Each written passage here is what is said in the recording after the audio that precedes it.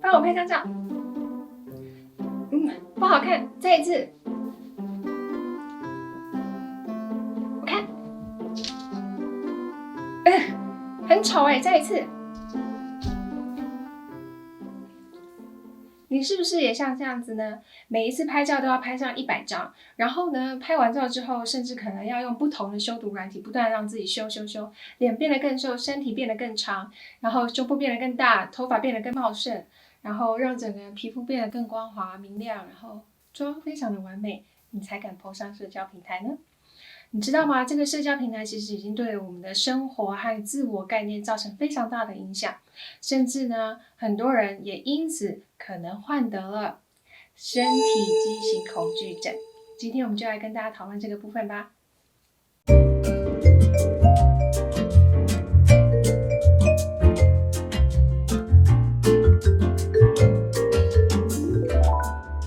首先，在我们开始之前呢，先跟大家提醒一下，我们这个频道是跟心理相关的，所以呢，如果你对于自我成长、心理疾病、人际关系、亲密关系、职场关系等等相关的议题有兴趣的话，麻烦帮我们按下订阅，还有不要忘记按下小铃铛哦，这样未来我们一有新的影片的时候，你就可以马上收到通知了。今天我们想要跟大家来讨论一下，就是所谓的身体畸形恐惧症这个名词，还有这个疾病。1891年的时候呢，其实是从意大利的一位学者提出来的一个畸形恐惧的这一个名词，然后慢慢到1987年的时候呢，美国的精神疾病诊断手册把它列入一个精神疾病，那就变成一个 body dysmorphic disorder。但所谓的 body dysmorphic disorder 呢，就是指一种患者呢过度的在意自己的身体的一个部分的形象，对于某一些身体的缺陷呢，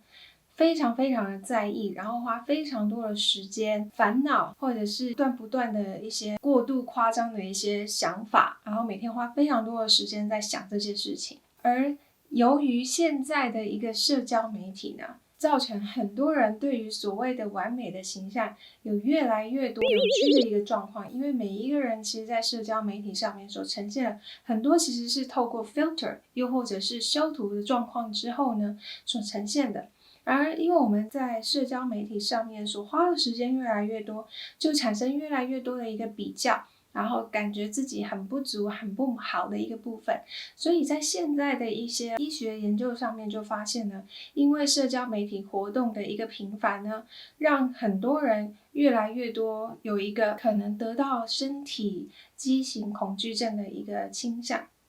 所以今天我们就来跟大家讨论一下，这个所谓这样子的一个精神方面的疾病是一个什么样子。当然，首先它是一个针对身体的一个局部的一个部分，所以跟我们上一个影片呢，就是所谓的 body image 是有点不太一样的。因为 body image 其实主要是对于整个身体的一个形象的一个概念。body dysmorphic 跟我们所谓的厌食症的人也是不一样的，因为厌食症其实就是比较像是一个 body image， 他自己看到，即使自己已经够瘦了，或者是已经是很正常的一个体态，还是会不断的就觉得自己过胖。然后会不想吃，然后甚至会因此而不想饮食，或者是造成饮食的失调。那这个我们在未来的影片也都还会再讨论。那所谓的身体畸形恐惧症的人呢，通常呢，他们第一在意自己某一个部分的缺陷，然后过度在意这样子的一个缺陷，而这个缺陷呢，可能是其他人根本没有注意到，也不会发现的地方。例如说，可能有人会觉得，哎呀，我的鼻子不够高。然后每天就觉得我的鼻子怎么这么不够高，然后想办法透过不同的化妆的技术，不同的例如说整形来让自己的鼻子越来越漂亮之类的。那有些人他们这样子的一个状况，其实别人可能根本就不觉得有什么问题，可是他们就是一直非常的在意。那第二点呢，就是这样子的人呢，通常会花非常多的时间在他们很不喜欢的那个局部的部分上，身体的部位。例如说呢，可能有些人是鼻子，有人是眼睛，有些人是皮肤。那有些人呢，可能是身体的某个部分，可能觉得，我好像屁股不够翘，又或者是，我好像就是腰间又多了一寸的肥肉，不好看。那很多时候他们就会因为这样一点点的一个局部的缺陷呢，让自己花了好几个小时，每天一直不断照镜子。当然也有另外一种极端，就是完全不照镜子，因为不想看到。然后造成自己呢，可能花非常多的时间在烦恼这件事情上。那第三点呢，就是也因为这样子的一个过度的烦恼，导致于呢，他们没有办法去参加社交的一些正常的功能。例如说，他们可能会不想要跟人家出去，因为他觉得我只要一出门，别人就会看到我，长了一颗痘痘，好丑，我不想要让人家看到了。又或者是天啊，最近我脸上长了一些雀斑，我不想要让人家看见，所以我完全就不想要出门，我不想要去上课，我也不想要去上班，我也不想要去买菜，或者是我不想要去参加家庭聚会，因为大家都会看见我最近长了一些雀斑，这样子很不好。他们同时也会花非常多的时间来掩饰自己的缺陷，要做到某一个程度之后才敢出门，在他们的生活上面呢，有一个重大的影响。所以这个是三大我们在诊断上面的基本的一个最重要的3个准则。好，那所谓的身体畸形恐惧症呢，一般来说他们的盛行率大约是2.3%到7%左右，这是在临床精神疾病诊断的部分。但如果我们到了所谓的整形科或者是皮肤科的话，你会发现有这样子的倾向的一个患者呢，可能他的盛行率会高达6%到15%，甚至更高。那在性别的比例方面呢，研究上面呢可能都差不多，有的研究发现呢，男生可能比例还比较高一点。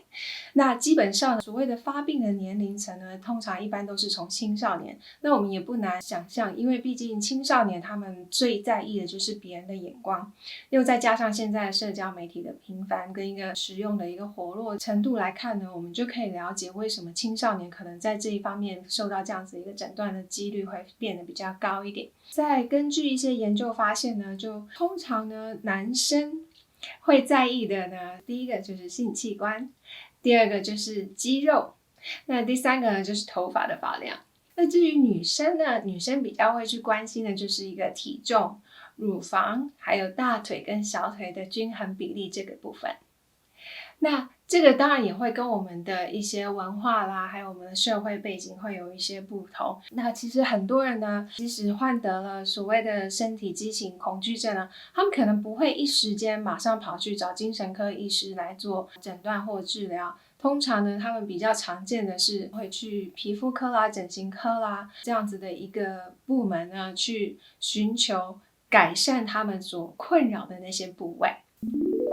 那接下来呢，我们就来跟大家讨论一下，那如果说家里的人，又或者是身边的人，又或者是自己，有可能患得了所谓的身体畸形恐惧症的话，那他们治疗方式有哪些？那现在目前普遍来说，我们发现的是呢，会得到所谓的 BDD 的人呢，是跟他们的脑中的血清素跟多巴胺有关。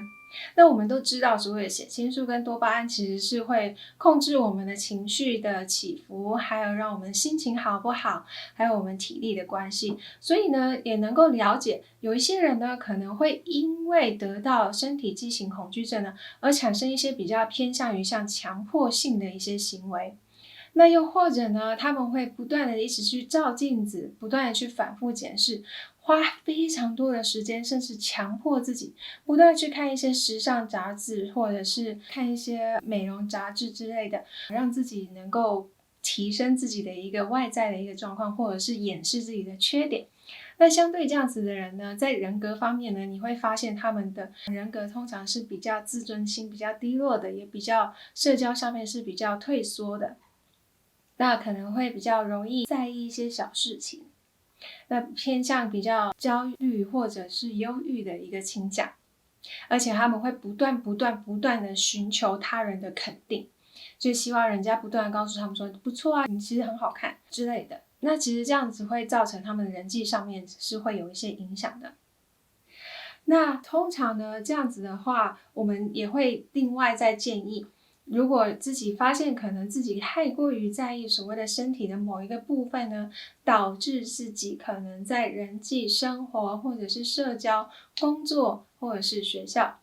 等等之类的功能、生活机能有所影响的时候呢，我们也会建议可能可以去看心理师。那一般来说呢，比较常用的就是所谓的 CBT， 就是认知行为治疗。那可能就会透过这样子的一个治疗方式呢，去改善自己的一个认知，还有我们透过一些行为的方式的改变呢，去改善我们自己大脑的部分。那在精神科方面的话呢，可能就会用 SSRI 一些抗忧郁的药物来提升，让我们的血清素跟多巴胺有一些比较平衡的一个状态，希望能够借此控制我们这样子过度烦恼的一个状态。那我们今天就先跟大家讨论到这里，不知道你对于所谓的身体畸形恐惧症有没有什么样的想法呢？有的话，欢迎你帮我们在下面留言哦。那如果你觉得这样子的影片对于你或身边人有帮助的话，麻烦帮我们按赞并分享出去。那我们下一次见喽。